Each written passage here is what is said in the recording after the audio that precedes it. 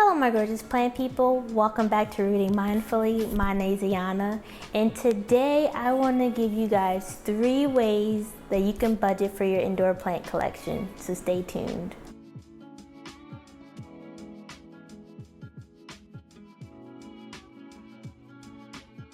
First, I want to say that I am a little late on getting this video out. I think it was requested back in December, and I was just mulling it over and trying to think of the best way to make this video, as well as for me not to come off so preachy.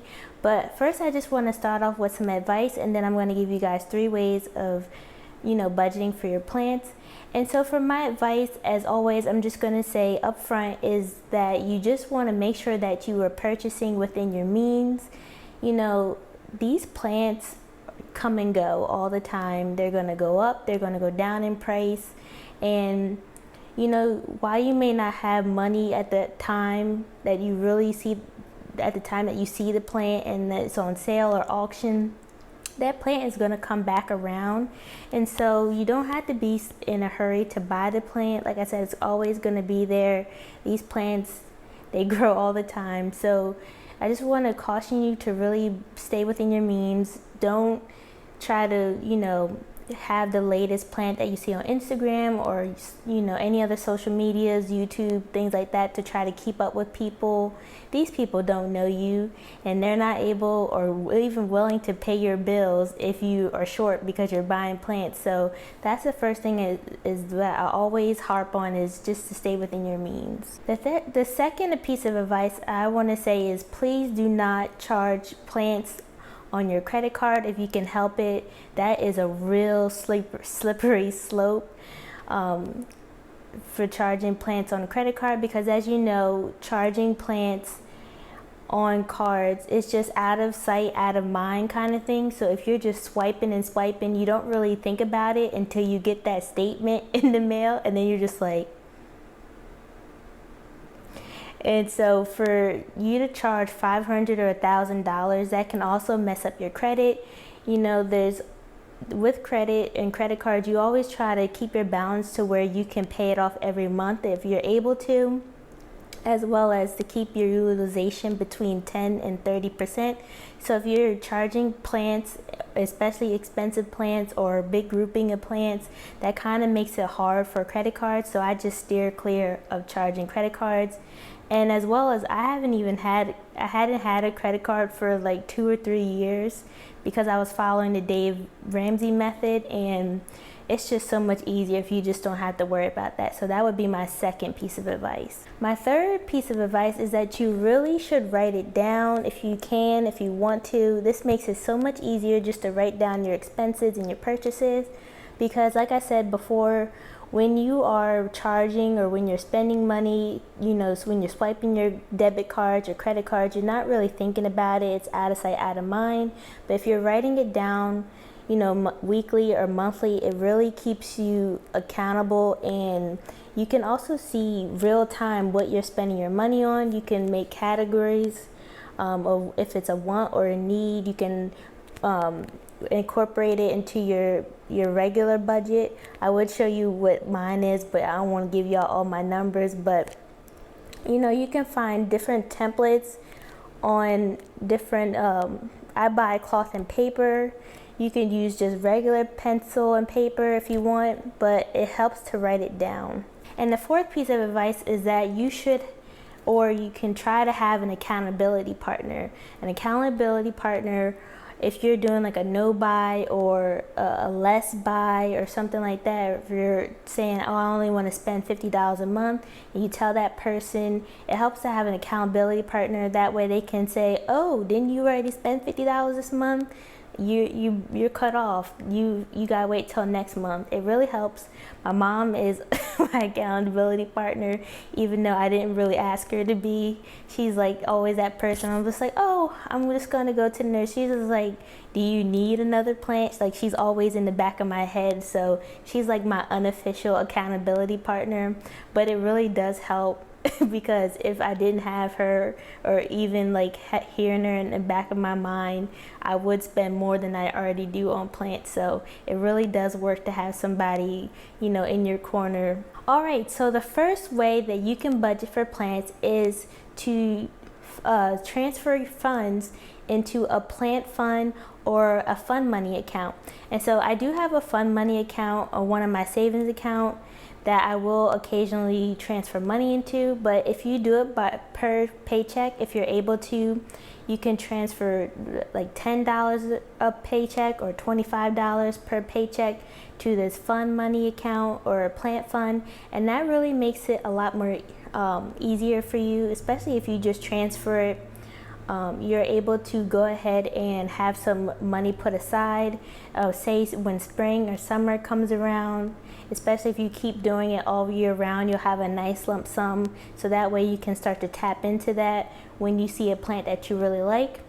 I've found that this is a really good method of just having some money aside, even if you use it for plant supplies as well, so that way you're not stressed out when it comes to plant shopping and wondering how you're going to be able to afford these plants. You'll have that money set aside. The second way that you can go ahead and budget for plants is just to give yourself a monthly allowance. Like I said before, you can say that you want to spend $25 a month, you want to spend $50 a month. Now for this one, I would take this one a step further because I'm not as disciplined as just saying I'm only going to spend $50 a month on plants. Like I said, I would go ahead and write it down so that way I know when I've hit my $50, and so that way I know that I've already hit that spot. Or the thing that my mom does is even to take some money out of the bank account when she gets paid, she'll go ahead and use a method that's used in Dave Ramsey, which is the cash envelope method. So when she gets paid, she'll take a couple dollars out of her account. She would take, say, the $50 out of her account and put it in an envelope, and then that's all that she would spend on plants for the month. And once she runs out of $50 in her cash envelope, that's all that she has to spend on plants. And so she would have to wait until the next month, or you know, to go ahead and put another $50 in her cash envelope. So this one is really a good method to use. You can do it by monthly, or you can use the per pay method if you want to have the cash. The cash is really handy because, as you know, it hurts more to spend cash than it does just to swipe your card. When you see that cash leaving your wallet, it's just a psychological phenomenon that it just pains you to spend that cash. So if you're going to do either the first two methods, I would recommend that you do it in cash if you're not as disciplined to just do everything digitally. And so that way you can make sure that you stick to the budget that you set. Because like I said, sometimes it's not enough just to say, oh, I'm gonna just spend $50.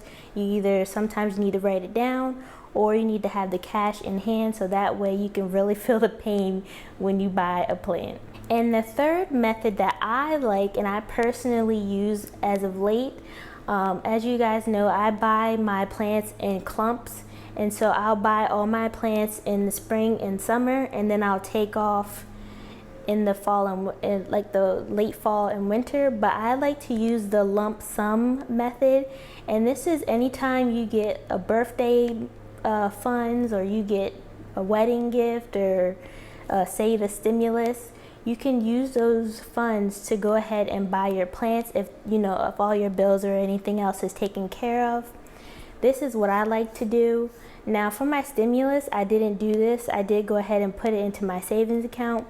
But if you're following something like Dave Ramsey, you can use his method where he splits it in thirds. So he says to save a third, spend a third, and invest a third. And so to save, you would obviously put that in your savings account. So if you had like $900, you could save $900. You could save $300, spend $300 on plants, and then you could invest the other $300. And this method is the one that I really like.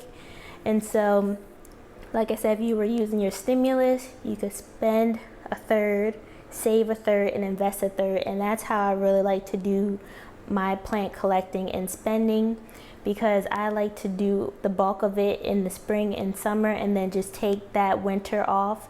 And so that way I can, work on maintenance of my plants. I can make sure I have enough grow lights or things like that. I can just give myself a break of not adding any more plants into my collection, as well as to not add any plants or have any stress of, have any plants coming in the mail during the winter time. So that's the method that I really like, is using the lump sum method.